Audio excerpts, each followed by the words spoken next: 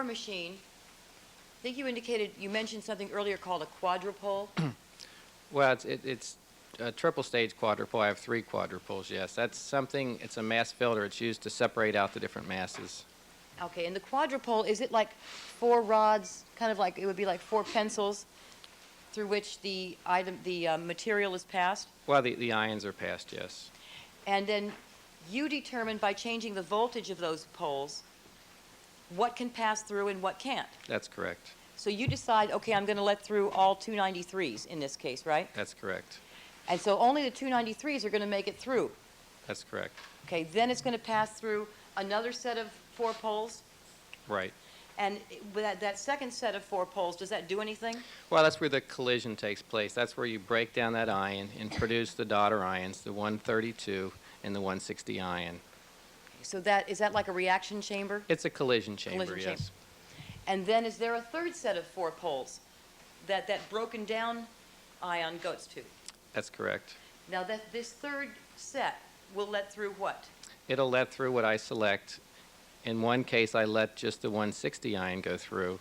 In another case, I let from mass 130 up through 295 go through so I could get the full daughter spectrum.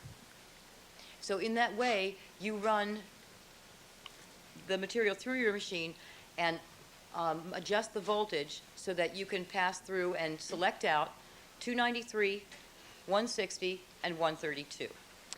Well, you can do it that way. What I've elected to do is allow the 293 to go through and then just look at the 160, or let the 293 go through and then look at the full daughter mass spectrum from mass 130 to 295.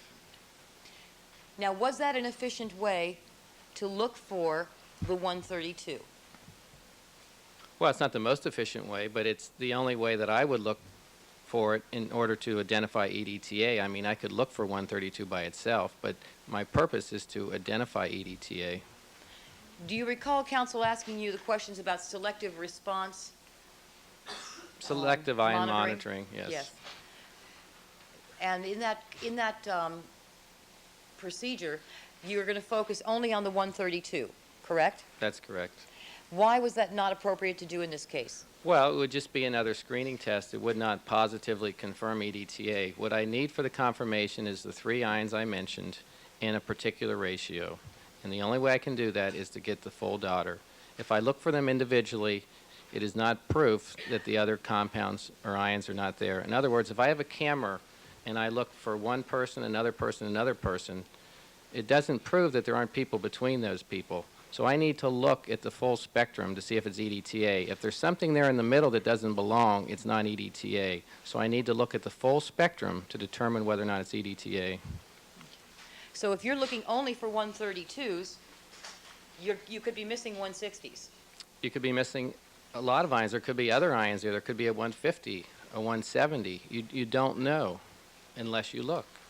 So if you look for only 132s, you could be missing other ions that would prove to you it was not EDTA. That's correct.